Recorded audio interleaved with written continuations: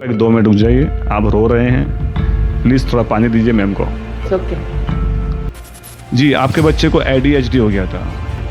मुझे ऐसा लगता था कि ये ज़िद्दी है, ये नॉटी है, इस वजह से वो ऐसा करता है। लेकिन जब स्कूल जाने के लिए रेडी करती थी, स्कूल नहीं जाता था वो। और हमें उस फील्ड में मुश्किलें भी आती होगी, तो मुश्किल वक्त से निपटने के लिए आप क्या करते हैं? मुश्किल वक्त आने में बैठ जाना, डिप्रेस हो जाना और वो चीज़ों को लेकर रोते रहना।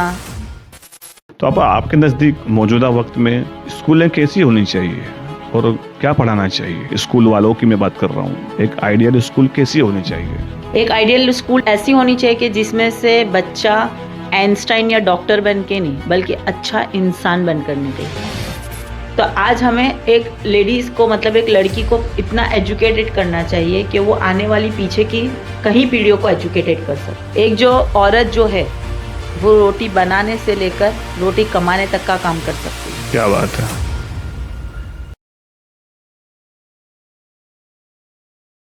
अस्सलाम वालेकुम वरहमतुल्लाहि ताला वबरकातुहू। वालेकुम अस्सलाम। मेज़रबिन आपा, कैसा मिजाज है आपके? अल्हम्दुलिल्लाह। बहुत खुशी हुई कि आप अपना कीमती वक्त निकाल कर इस नुक्ता पॉडकास्ट पर तशरीफ़ लाए।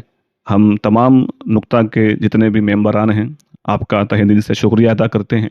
मेज़रबिन आपा, आप बताइए अपने बचपन के बारे में। बचपन कहाँ गुजरा? 10th और 12th कैसा? और कहाँ से आपने किन स्कूल से तालीम हासिल की? आपके वालिद साहब के बारे में, अम्मी के बारे में, घर में कौन कौन है? हम वैसे तो 3 भाई बहन हैं, मैं सबसे बड़ी हूँ। अच्छा। और मेरी छोटी बहन है, एक छोटा, मैं मतलब भाई है मेरा एक छोटा। जी। बचपन तो जैसा गुजरा है वैसा अल्लाह ताला किसी का ना गुजारे।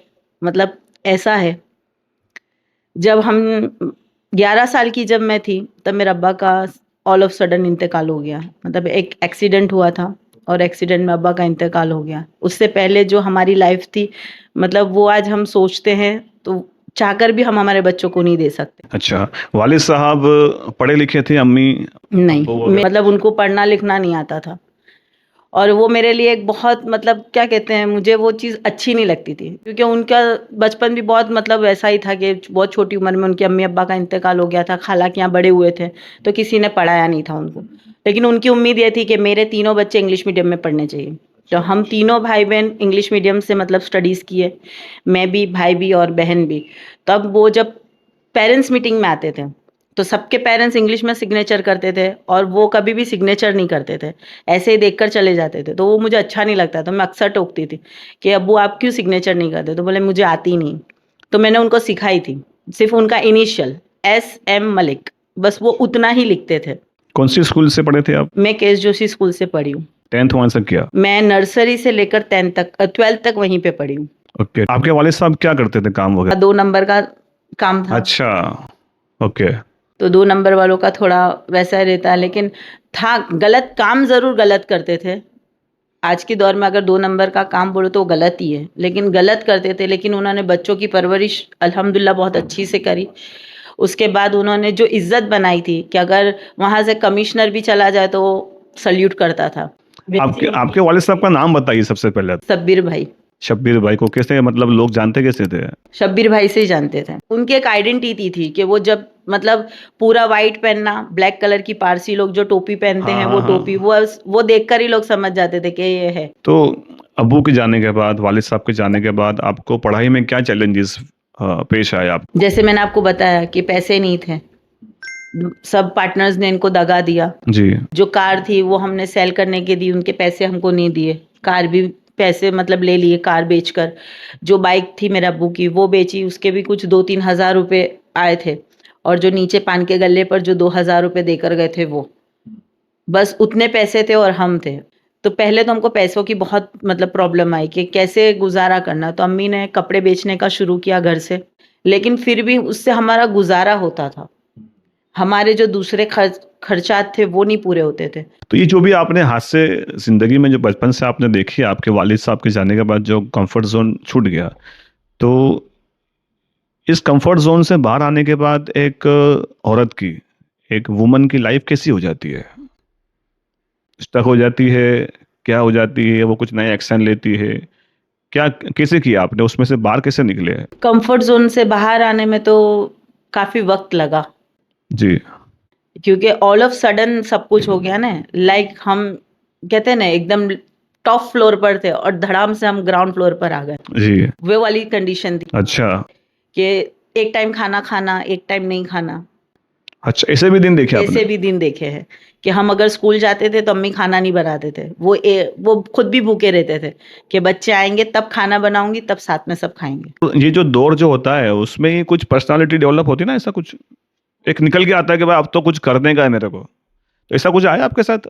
आया कि अब मतलब वो चीजें करनी है कि पीछे मुड़कर देखना नहीं, बस आगे अपना नाम कमाना है, अपनी आइडेंटिटी बनानी है और इंडिपेंडेंट किसी पे नहीं रहना है।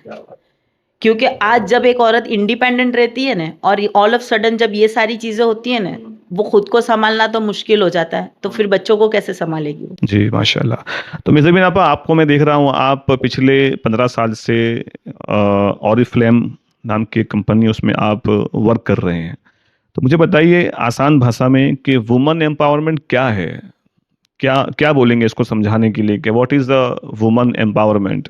एक आसान भाषा की अगर मैं बात करूँ तो वुमन एम्पावरमेंट इज लाइक अ झांसी की रानी, जो अपने राज्य के लिए भी लड़ती है, अपनी डिग्निटी के लिए भी लड़ती है और अपने बच्चों को लेकर भी वो सब कुछ कर सकती है। एक उसने सब कुछ बता दिया कि बच्चे को पीछे बांधकर भी वो जंग लड़ सकती है, एक लेडी होकर भी तलवार के साथ मतलब वो लड़ सकती है।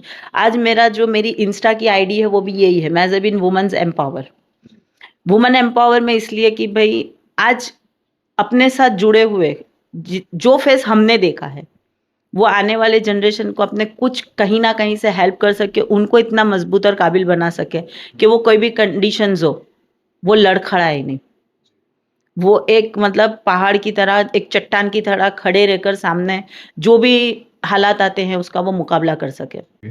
तो मिज़बिन आपा, वुमन एम्पावरमेंट क्या आसान भाषा में मैं बोलूँ तो ये है कि औरत का पैसा कमाना, ये है या फिर इससे कुछ और है? औरत का पैसा कमाने से ज्यादा औरत का इंडिपेंडेंट होना, ओके। फिर वो हर चीज में हो सकती है। जैसे? जैसे कि उसको पैसे से फाइनेंशियल इंडिपेंडेंट, टाइम के लिए इंडिपेंडेंट, कहीं जाना है आना है उसमें वो इंडिपेंडेंट, मतलब पूरा उसकी एक इंडिपेंडेंट लाइफ है, वही एक वुमन एम्पावरमेंट है। ओके। तो ऑरिफ्लेम में आपका काम करने का एक्सपीरियंस कैसा रहा? कब से जब जुड़े थे तब और अभी नाउ आप किस मकाम पर हो? फिलहाल जब मैं जुड़ी थी तब तो मैं अकेली जुड़ी थी, okay. And Oriflame is not a one man show, it's a team work. Okay. आप टीम अगर आप उसको लेकर चलते हो तो आप कहीं ना कहीं एक मुकाम तक पहुंच पाते हो। ओरिफ्लेम में आज मैं डायरेक्टर लेवल पर हूँ, मेरे नीचे 600 से भी ज्यादा लेडीज है जो काम कर रही हैं और उसमें से मैं एक मुस्लिम कास्ट से बिलोंग करती हूँ, तो मेरे नीचे जितनी भी लेडीज है 99% मुस्लिम्स है ओके। और वो सारे लोग मेरे साथ काम कर रहे हैं। तो ये ऑरिफ्लेम में काम करने का तरीका कैसा होता है महिलाओं का? ओरिफ्लेम जो है वो एक स्वीडन कंपनी है, बेसिकली वो ब्यूटी प्रोडक्ट्स पर काम करती है। जब मैं जुड़ी थी तब तो सिर्फ ब्यूटी प्रोडक्ट्स थे, लेकिन अभी तो सप्लीमेंट्स भी आ चुके हैं। जैसे कि किसी को वेट लॉस करना है, किसी को प्रोटीन के लिए अगर जिम जाते हैं प्रोटीन की ज़रूरत है, कैल्शियम की ज़रूरत है, आयरन की ज़रूरत है, क्योंकि आज का जो दौर है उसके खाने से हमें कहीं ना कहीं न्यूट्रिशंस नहीं मिलते हैं, तो हमारा जो न्यूट्रिशन गैप है उसको फुलफिल करने के लिए हमें सप्लीमेंट्स की ज़रूरत पड़ती है और हमारी कंपनी सप्लीमेंट्स भी मतलब प्रोवाइड करती है, तो वो हमारे पास सारे हेड टू टो सारे प्रोडक्ट्स अवेलेबल है। ओरिफ्लेम की एक खूबसूरत बात यह है कि आप चाहो तो घर पे बैठ के ही काम कर सकते हो, घर पे बैठकर ही? घर पे बैठकर ही कर सकते हो, आपको ऐसा नहीं है कि घर छोड़कर बाहर जाओ और काम करो। अगर आप ओरिफ्लेम करते हो तो उसमें कोई कंडीशन ही नहीं, आप खुद के बॉस हो, आपको जो चाहे जो कंफर्टेबल है आपको वो इस हिसाब से आप काम कर सकते हो। तो आपको ये वुमन एम्पावरमेंट जो है उसकी आइडिया कहाँ से आई कि भाई एक औरत को भी घर में अपना कंट्रीब्यूट देना चाहिए, कि भाई शोहर भी कमा रहा है पर अगर मल्टीपल पर्सन कमाएंगे तो ज़्यादा बेहतर रहेगा। फाइनेंशियल जो अभी इश्यूज आ रहे हैं ना, तो उसमें आप कुछ ना कुछ हिस्सा दे रहे हैं कि भाई मैं कुछ ना कुछ अपना योगदान पैसे से दे सकूं। तो ये वुमन एम्पावरमेंट जो है वो कहाँ से आया आपके अंदर? जैसे मैंने आपको बताया कि मेरा पास्ट जो था वो बहुत अच्छा नहीं था। अब्बा के गुजरने के बाद हमने देखा कि हमारी अम्मी के पास कोई अथॉरिटी नहीं थी। लाइक उन्होंने वो हमेशा से अब्बा के ऊपर डिपेंड है। खूब जो भी पैसा देते थे वो ही देते थे। उनके पास कोई भी अदर सोर्स ऑफ इनकम अम्मी के पास नहीं था, जिसकी वजह से हमें इतने सारे हर्डल्स का सामना करना पड़ा। तो वो ही सोचकर मैं आज मतलब वुमेन्स एम्पावर के लिए आई हूँ कि भाई हर एक लेडी को काम करना चाहिए। लेकिन जब हम समाज के अंदर जब निकलते हैं एज ए लेडीज काम करने के लिए, तो बहुत सारे ऐसे होते हैं जो हमारे सामने खड़े हो जाते हैं कि औरतें बिजनेस नहीं कर सकती। ओके। मैं तब पूछती हूँ क्यों नहीं कर सकती? ये तो हमारे शरीयत से है। जी। खदीजा रदी अल्लाह ताला अन्हा जो थे, वो सबसे बड़ी बिजनेस वुमन थी उस दौर की। आप सल्लल्लाहु अलैहि वसल्लम के टाइम से ये चला आ रहा है कि एक लेडी बिजनेस कर सकती है, तो मैं क्यों नहीं कर सकती हूँ? मेरे जैसी जो दूसरी औरतें हैं वो क्यों नहीं कर सकती? तो मैं आजकल जो मेरे साथ जुड़े हुए लोग हैं, मैं उनको भी यही कहती हूँ कि हमें इस्लाम काम करने के लिए मना नहीं करता है जी। कि औरतें काम नहीं कर सकती, लेकिन बेशक हमारे कुछ दायरे हैं, जी। कुछ हमारी लिमिटेशंस हैं। जी। वो लिमिटेशंस में अगर हम रहकर काम करते हैं जी बेशक। तो हम पैसा भी कमा सकते हैं, घर में सुकून भी ला सकते हैं क्या बात और है। इज्जत भी कमा सकते हैं। बहुत बढ़िया। आप मुस्लिम समाज से बिलोंग करते हैं, तो मुस्लिम समाज में औरत का इस तरह से बाहर निकल के पैसा कमाना और उसको थोड़ा गलत समझा जाता है। तो इस पर जब आप पैसा कमाने जब निकले ऑरिफ्लेम के ज़रिए या फिर जो भी आपके मुख्तलिफ होंगे चीज़ें, तो कुछ सुनने को मिला आपको ऐसा कुछ नेगेटिव? देखो देखो वो उसकी छोकरी न उसकी बीवी, ऐसा कमेंट करते ना लोग अपने यहाँ पे माशरे में? करते हैं, आज भी करते हैं। आज भी करते हैं। तो आप आपके नज़दीक मौजूदा वक्त में स्कूलें कैसी होनी चाहिए और क्या पढ़ाना चाहिए? स्कूल वालों की मैं बात कर रहा हूँ कि आइडियल स्कूल एक आइडियल स्कूल कैसी होनी चाहिए? एक आइडियल स्कूल एक ऐसी होनी चाहिए कि जिसमें से बच्चा आइंस्टाइन या डॉक्टर बन के नहीं, बल्कि अच्छा इंसान बनकर निकले। ओके। बड़ों की इज्जत करना, छोटों की मतलब उनका छोटों का मान रखना, छोटों का रिस्पेक्ट करना, वो हिसाब से वो करना चाहिए। उनके कैरेक्टर के ऊपर, उनके बिहेवियर्स के ऊपर हमें उसके ऊपर काम करना चाहिए। तो अब आप मुझे ये बताइए आपके एक औरत की, एक वुमन की सबसे बड़ी ताकत क्या होती है? उसकी फैमिली ही। अगर फैमिली आपको सपोर्ट नहीं करती है तो आप कुछ नहीं कर सकते हो।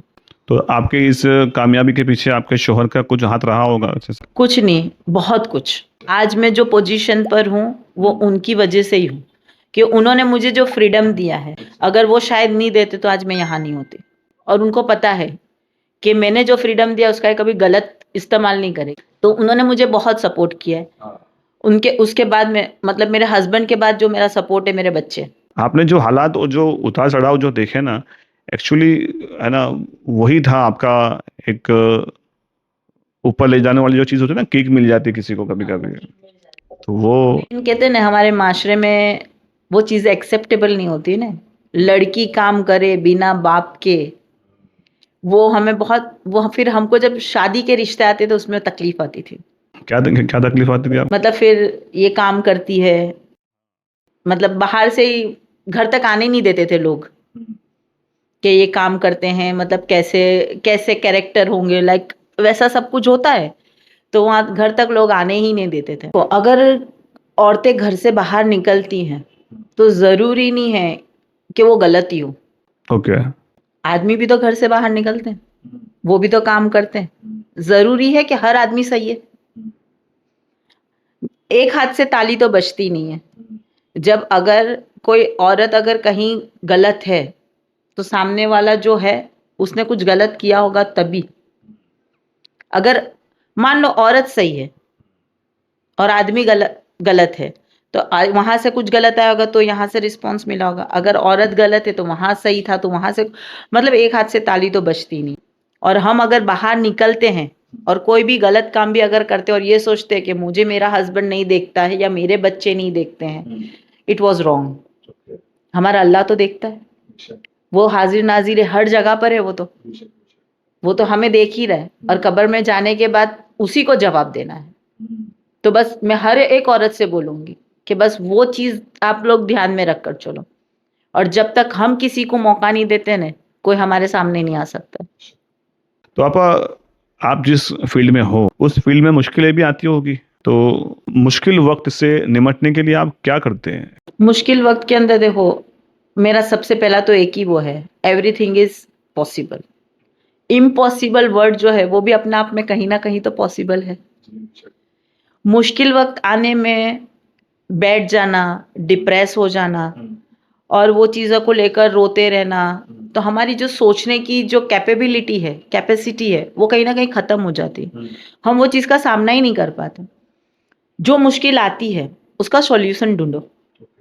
शांत दिमाग से बैठकर सोचो कि मैं इसका सॉल्यूशन, मतलब ये प्रॉब्लम कहाँ से सॉल्व करूंगी, तो कहीं ना कहीं तो रास्ता मिल जाएगा। बेशक। आज मैं भी जो जगह पर हूँ, जहाँ पर पहुंची हूँ, मुझे भी बहुत सारी प्रॉब्लम्स आई हैं। ऐसा नहीं है कि मैं ऐसे ही यहाँ पर पहुंच गई, लेकिन हर प्रॉब्लम का सामना करना पड़ता है, सोचकर हमें करना पड़ता है। और सबसे पहली बात, जो हमारी लाइफ में लोग हैं उनका चुनाव अच्छे से करना पड़ता है। क्या बात है। अगर हमारे लाइफ में जो कनेक्टेड पीपल हमारे साथ है वही अगर गलत होंगे तो हमारा कुछ उद्धार नहीं होने वाला। क्या बात है। अगर हमारी लाइफ के साथ जो हमारे साथ कनेक्टेड लोग हैं, हमारे दोस्त हैं या कलीग हैं, जो भी हैं, अगर वो लोग हमारे साथ सही हैं, अच्छी सोच रखने वाले हैं, हमारे प्रॉब्लम सॉल्व करने वाले हैं, या कुछ ना तो अच्छी एडवाइस देने वाले हैं, तभी हम कुछ कर सकते हैं। क्या बात है। सबसे पहले हमारा जो सर्कल है वो क्वांटिटी में नहीं होना चाहिए, क्वालिटी में होना चाहिए। क्या बात है, माशाल्लाह। तो आप आने वाली नई जनरेशन के लिए आप क्या पैगाम देना चाहेंगे?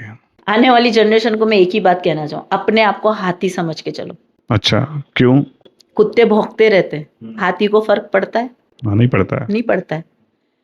हम अगर घर से बाहर निकलकर कुछ काम करेंगे, पीछे बहुत सारे लोग आएंगे बोलने के लिए, ये ऐसी है, ये वैसी है, ये यूं है, ये त्यों। इट्स ओके, आप आपका काम करो, उनसे फर्क नहीं पड़ना चाहिए, तभी आप कोई चीज अचीव कर सकते हो। अगर उनकी बातों पे ध्यान दोगे तो आप कभी भी आगे नहीं जाओगे। और आने वाली जनरेशन को मैं यही कहना चाहूंगी कि as a lady, as a woman, हमें हमेशा अपने हस्बैंड का, अपने फादर का कंधे से कंधा मिलाकर चलना चाहिए। ओके। और वो चीजें हमें हमेशा याद रखनी चाहिए कि हम किसी की घर की इज्जत है। बिल्कुल। हम किसी को उंगली देंगे ना तो वो हमारा हाथ पकड़ेगा, जब तक हम उंगली नहीं देंगे वो हाथ पकड़ने की ताकत नहीं रखेगा। तो हमें हमारी जो कहते हैं ना आइडेंटिटी जो है ना, हमें वैसी बनानी चाहिए कि सामने वाला बात करने से पहले 2 बार सोचे कि इससे बात करना है कि नहीं करना है। तो आपको क्या लगता है, मुस्लिम समाज को वाकई में एजुकेशन पर काम करना चाहिए? अब कुछ जागना चाहिए, कुछ नए नए कॉलेजेस यूनिवर्सिटीज बनानी चाहिए? बेशक बनानी चाहिए। तो उसके लिए हमें क्या करना चाहिए? हमारी मुस्लिम जो समाज है एजुकेशन में बहुत पीछे है। उसकी वजह क्या हो सकती है? उसकी वजह, अभी जो 3 साल से मैं स्कूल चला रही हूँ तो वहां पर मैंने देखा है माँ बाप बच्चों को नहीं चला रहे, बच्चे माँ बाप को चलाते हैं। आज वैसी कंडीशंस हैं। अगर बच्चा अगर सुबह में बोलेगा स्कूल नहीं जाना है, ठीक है मत जाओ। जैसे अभी हमने पहले बात की कि 1992 में आपने जैसे कहा कि सबके पेरेंट्स ऐसे थे, टीवी देखने नहीं देते थे, हम दूसरों के यहाँ जाकर देखते थे। आज की माएँ क्या करती है, खुद का टाइम निकालने के लिए, खुद की गॉसिप के लिए, अगर देरानी जेठानी आ गई है बातें करनी है तो बच्चे को फोन दे देते, हाँ वो उसमें बिजी हो जाता जी। हमारे यहाँ सबसे पहले तो लड़कियों को पढ़ाना चाहिए, लड़कियों को पढ़ाना चाहिए। If you educate a one lady, you educate a full society. हम एक अगर लड़की को पढ़ाते हैं तो हम पूरे सोसाइटी को पढ़ाते हैं। अगर हमने बेटी को पढ़ाया, वो ससुराल जाके बच्चों को पढ़ा सकती है, वो कल्चर वहां पर मतलब डेवलप होता है। तो आज हमें एक लेडीज को, मतलब एक लड़की को इतना एजुकेटेड करना चाहिए कि वो आने वाली पीछे की कहीं पीढ़ियों को एजुकेटेड कर सके। एक जो औरत जो है वो रोटी बनाने से लेकर रोटी कमाने तक का काम कर सकती है। क्या बात है। तो ये जो मैं आपके नेचर में देखता आया हूँ, एक बिंदास, एक बोलते हैं ना, एक बिंदास नेचर है आपका। तो ये नेचर कैसे डेवलप किया आपने? आपको कुछ डर नहीं लगता है किसी से बात करने में? आप अपने आप के अंदर एंजॉय करते करते यहाँ तक पहुँच गए। तो ये हाउ इज पॉसिबल? एक लड़की के अंदर इस तरह का कुछ आ जाना, वो कैसे आ सकता है? शायद मेरे को वारसा मिला हो। किसका? अब्बू का। वो भी ऐसे ही थे? वो भी ऐसे ही थे, बिंदास। बिंदास। और मैं सबसे, वारसा तो ठीक है लेकिन मैं ये चीज में बिलीव करती हूँ, लव योरसेल्फ। ओके, सबसे पहले आप अपने आप से मोहब्बत करो। क्या बात है। लोगों से मोहब्बत करके रोना धोना, एक्सपेक्टेशंस रखना कोई मतलब नहीं। आप अपने आप पे काम करो, आप अपने आप से मोहब्बत करो, दुनिया वैसे ही आपके पीछे आएगी। तो अब आपको ऐसा कुछ लगता है, कहीं से आपने कुछ खबर सुनी हो, कहीं कुछ देखा हो कि मुसलमान जो हैं, सूरत की सरजमी की मैं खास बात कर रहा हूँ, कि सूरत के मुसलमानों को मैंने ये कहते हुए सुना है कि नई स्कूलें बननी चाहिए, अब नई स्कूलें होनी चाहिए, हमारे साथ ऐसा हो रहा है, हमारे साथ वैसा हो रहा है, हमारे बच्चियों को ऐसा वैसा। तो आपको क्या लगता है, सूरत को वाकई में नई स्कूल की कुछ ज़रूरत है? मुस्लिम समाज की जो स्कूल होनी चाहिए, एक माइनॉरिटी बेस्ड स्कूल की ज़रूरत, लगता है आपको ऐसा कुछ? अगर पेरेंट्स ऐसा बोलते हैं कि हमारे बच्चों के साथ ऐसा हो रहा है वैसा हो रहा है, क्या हो रहा है? जो पुरानी स्कूल्स हैं वो लोग चलो उनको नहीं संभाल पा रहे हैं, लेकिन आप जब नई बनाने की कोशिश कर रहे हो या मतलब बनाने की शुरुआत सोच रहे हो, तो उसमें भी मैं मानती हूँ वहां तक हर 5 किलोमीटर पे स्कूल नहीं होनी चाहिए, भले वो फिर 50 किलोमीटर दूर क्यों नहीं हो, लेकिन बेस्ट होनी चाहिए। ओके। जहाँ सोचने के लिए फिर पेरेंट्स ये नहीं सोचे कि इतनी दूर मैं अपने बच्चे को भेजूं, वो नहीं आना चाहिए उसके माइंड में। उसके माइंड में ये स्कूल है ना, भले 50 किलोमीटर है, मेरा बच्चा भले 10 बजे से जाएगा, कोई बात नहीं चलेगा, लेकिन उसको पेरेंट्स को कॉन्फिडेंस होना चाहिए कि वहां से वो सही में पढ़ कर आएगा। माशाल्लाह। तो आप, मैंने देखा है कि आप अलग अलग एरियाज में काम कर रहे हैं। आप एक वक्त में एक माँ भी है, एक वक्त में एक हाउस वाइफ भी है, एक वक्त में एक टीचर भी है, और एक वक्त में आप अपना जो काम है ऑरिफ्लेम जो भी बिजनेस कर रही है। तो ये सब कैसे मैनेज कर पाते हैं आप? एक लेडी जो होती है वो बाय बर्थ ही मैनेजर होते हैं। हम जो मैनेज कर पाते हैं शायद जेंट्स लोग नहीं कर पाते हैं या नहीं करना चाहते, आई डोंट नो। लेकिन मैं अपनी बात करूँ तो मैं इतने सारे रोल इसलिए करती हूँ क्योंकि मेरे अंदर एक मतलब एक जुनून है। मैं अगर काम नहीं करूँ ना तो मैं सो नहीं पाती हूँ। मुझे लोग, अगर मैं बीमार भी हो जाऊं 4 दिन और मुझे ऐसा बोले कि आज तुमको 4 दिन बेड पे रेस्ट करना है, मैं चौथे दिन बोलूंगी चलो भाई अब तो बाहर निकलो, तभी मैं मतलब कुछ जी पाऊंगी। तो अगर आप आपकी लाइफ को उस तरह से क्या कहते हैं सेटल कर देते हैं, सब कुछ मैनेज करते हैं, सबसे इम्पोर्टेंट टाइम मैनेजमेंट। तो हर चीज का टाइम होता है, आपने अगर टाइम मैनेजमेंट करना सीख लिया तो आप कोई भी काम कर सकते हो। तो मैं समझता हूँ कि आपने जो जवाब अभी जो दिया, बात की कि एक औरत अगर टाइम मैनेजमेंट सीख ले तो वो काम भी कर सकती है, वो अपने शोहर को खुश भी रख सकती है, और वो अपने बच्चों पर भी ध्यान दे सकती है। इतना इम्पोर्टेंट है टाइम मैनेजमेंट। तो ये टाइम मैनेजमेंट मतलब ऑटोमेटिक आता है या फिर कुछ सीखना पड़ता है कुछ? आपने कैसे किया टाइम मैनेजमेंट? पहले मैंने, जब मेरे बच्चे छोटे थे तो मेरी बड़ी बेटी को मैंने बहुत अच्छे से ब्रॉट अप किया है, मतलब उसके पीछे बहुत ध्यान देना, एफर्ट्स डालना, सब कुछ। तब मेरा काम था, सिर्फ स्कूल में जॉब करती थी, केएस जोशी में 8, 9, 10th में पढ़ाती थी, तो वो मेरे लिए पॉसिबल था। ओरिफ्लेम में नहीं करती थी। उसके बाद जब मैंने ओरिफ्लेम स्टार्ट किया, मेरे 10th और 12th के घर पे ट्यूशंस, कॉलेज के बच्चों के ट्यूशंस, और मेरा सेकंड बेबी आया, ऑलरेडी फर्स्ट बेबी भी था, तो मैं दूसरे बच्चे को मैं कहीं ना कहीं क्या बोलते हैं इग्नोर कर दिया या ध्यान नहीं दिया। वो बच्चा मतलब हम सोचते हैं कि ये बच्चा है, ये नोटिस नहीं करता है, लेकिन बच्चे जो नोटिस करते हैं ना वो हम नहीं नोटिस करते। आज मुझे कहीं ना कहीं वो चीज ऐसी मतलब दुखती है वो, कि मैंने अपने बच्चे को इग्नोर कर दिया।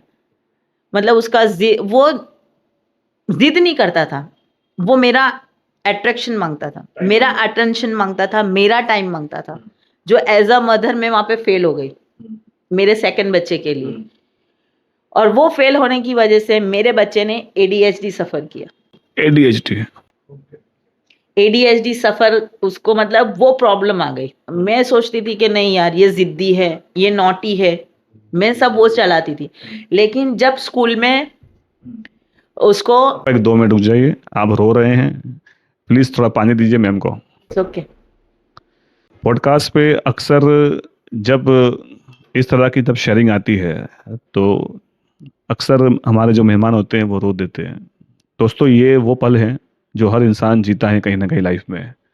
तो अगर आप ये पॉडकास्ट देख रहे हैं तो मैं आपसे गुजारिश करूंगा कि इस पॉडकास्ट को आप मुकम्मल देखें। बहुत कुछ ऐसी मालूमात हैं जो हमें मेहजबी नापा फराहम कर रहे हैं। अब तक का पॉडकास्ट का मेरा पहला ऐसा एक्सपीरियंस है कि मतलब मैं एक ऐसी औरत से बात कर रहा हूँ जिसने बहुत कुछ अपनी ज़िंदगी में देखा है, बहुत कुछ उतार चढ़ाव रहे हैं, और नाउ वो एक कामयाब औरत है। जी, आपके बच्चे को एडीएचडी हो गया था। मुझे ऐसा लगता था कि ये ज़िद्दी है, ये नॉटी है, इस वज़ह से वो ऐसा करता है। लेकिन जब स्कूल जाने के लिए रेडी करती थी, स्कूल नहीं जाता था वो, और हमेशा उसके अंकल चले जाते थे। अंकल अब इतनी दूर छोड़ने जाना मेरे लिए मुनासिब नहीं होता था। 2-3 दिन मैंने चलाया, उसको मारा भी, बहुत बार मारा मैंने। फिर एक बार उसको मैंने अपने लैब पे बिठाकर पूछा, "बेटा प्रॉब्लम क्या है? स्कूल क्यों नहीं जाता है?" बोले, "मम्मी वहाँ पे मुझे लोग पागल बोलते हैं। अच्छा। टीचर्स दूसरे बच्चों के साथ मुझे नाश्ता नहीं करने देते हैं, मुझे अलग बिठाते हैं और मुझे पागल बोलते हैं, मैं स्कूल नहीं जाऊँ।" उसके वो टॉपिक को लेकर वहाँ के जो वाइस प्रिंसिपल थे उसके साथ मेरी बहुत बहस हुई थी। उनको मैंने सब रिपोर्ट भी लिखवाया था डायरी में। मैंने अगले दिन फ़ोन किया कि मेरे बच्चे की ये प्रॉब्लम है। बोले, "मैं डायरी में लिख लेता हूँ, सुबह 8 बजे आकर मिलो।" मैं 8 बजे पहुँची। मैंने बोला कि मेरे बच्चों की ये प्रॉब्लम है। तो मैंने बोला, "आपका मेरा बच्चा लिखता नहीं है 3rd स्टैंडर्ड में।" बोला, "आपका बच्चा बुक ही नहीं लाता है।" मैंने कहा, "अच्छा बुक नहीं लाता है?" मेरे हस्बैंड ऑफिस थे, उनको फ़ोन किया। मैं अभी के अभी उसका बैग लेकर आओ। वो बैग लेकर आए ऑफिस में। मैंने कैलेंडर निकाला, उनको बताया। मैंने इसमें लिखा हुआ है, "my child is not able to recognise book, kindly help him to take out the book from the bag." मेरा बच्चा तो पहचान ही नहीं सकता कौन सी बुक क्या है।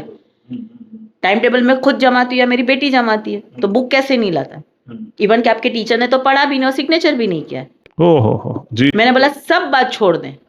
कल मैंने जो आपको कंप्लेंट की थी, आपने क्या बोला कि मैंने डायरी में नोट किया है, मैं कल इसके बारे में डिस्कस करता हूँ। Show me your diary. आपने कहाँ लिखा है? उसके पास कोई रिकॉर्ड ही नहीं था। बोला, आज के बाद मेरा बच्चा स्कूल में नहीं आएगा। बोले, आप उसका फ्यूचर खराब है। मैंने, आपने कौन सा उसका फ्यूचर संवारा है? मैंने मिड टर्म में उसको निकाल दिया 3rd स्टैंडर्ड में, लेके सीधा बिठा दिया अपनी सीनियर केजी की क्लास में। 7 साल का बच्चा था मेरा, सीनियर केजी की क्लास में उसको बिठा दिया। उसकी थेरेपीज करवाई, साइकियाट्रिस्ट के पास लेकर गई। सब कुछ करने के बाद भी उसके अंदर चेंज नहीं आता था। मेरा उतना ही टाइम जाता था, उतना ही पैसा जाता था, लेकिन चेंज नहीं आता। फिर एक दिन बैठकर मैंने सोचा प्रॉब्लम क्या है। फिर मैंने अपने फ्रेंड के साथ डिस्कस की। होते हैं अपने भी वेल विशर्स होते हैं, फ्रेंड्स होते हैं। मैंने फ्रेंड्स के साथ डिस्कस किया। मैंने कहा ये सारी प्रॉब्लम्स है, इतना मैं मेहनत करती हूँ, इतनी थेरापीज करवाती हूँ, साइकियाट्रिस्ट के पास लेकर जाती हूँ, फिर भी कोई उसका सॉल्यूशन क्यों नहीं आता है? उसने मेरे को ऐसा बोला, जे माँ करी सके ने ते कोई नहीं करी सके। तू एनी माँ छो, तू एने समझ। वो मैं गुजराती फ्रेंड है, तू एने समझ। तो फिर मैंने बहुत सोचा उस बात पर कि ऐसा तो क्या उन्हें। फिर मैंने उसको बोला कि अब से तू मेरी स्कूल में आएगा, मैं तेरे को सैलरी दूंगी। वो सैलरी की लालच में आता है। सुबह 9 बजे से 1 बजे तक मेरे साथ रहता है, मतलब फुल टाइम मैं उसको देती हूँ।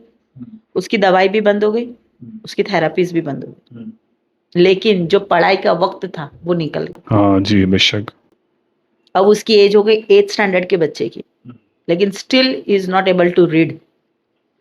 मैंने अभी ट्यूशंस लगवाए हैं।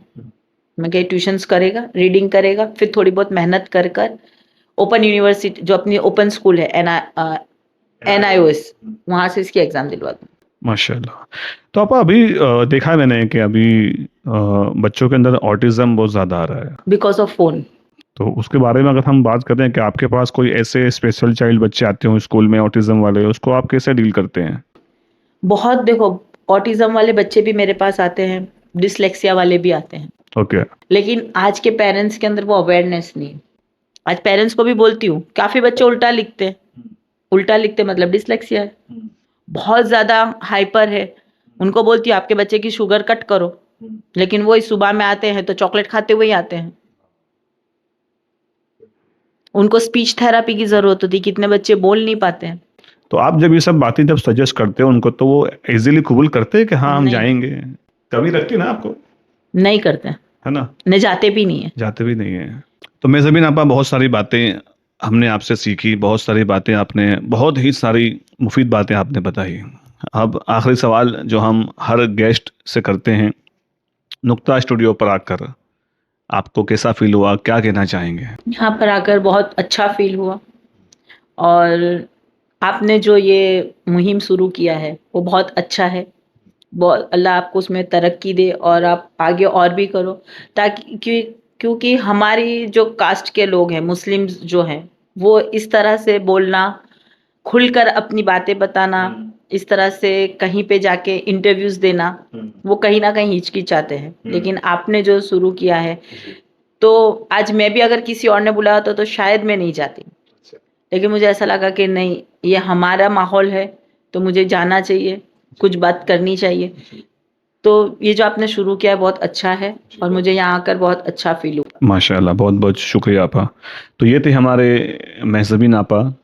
इनकी लाइफ को सुनकर वाकई में एक अंदर से चिंगारी आती कि भाई हर औरत को अपने क्राइटेरिया के अंदर कुछ ना कुछ ऐसी बातें शामिल करनी चाहिए जिससे वो एक ताकतवर वुमन बन सकती है। बहुत बहुत शुक्रिया आपका कि आपने अपना कीमती वक्त निकाल कर यहाँ पर तशरीफ़ लाए। उम्मीद है हम दोबारा मिल पाएंगे और बहुत सी ऐसी आपके लाइफ की जो डिस्कशन है उससे दोबारा कुछ नया कुछ शेयर कर पाएंगे। इंशाल्लाह। बहुत बहुत शुक्रिया।